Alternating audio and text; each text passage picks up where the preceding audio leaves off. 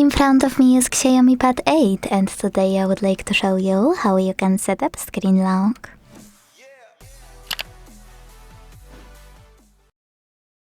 Begin by opening Settings and scrolling to click on this section called Face Data and Screen Lock.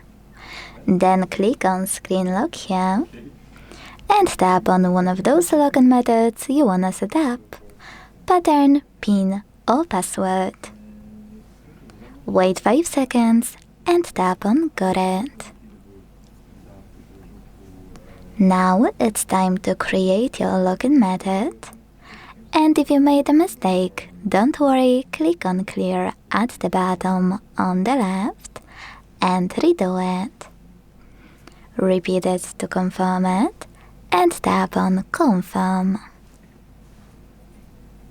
So when I go back, switch off my screen and turn it back on.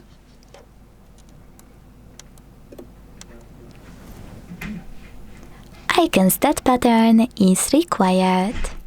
Thanks so much for watching. If you enjoyed this video, leave a like, comment and subscribe. Bye!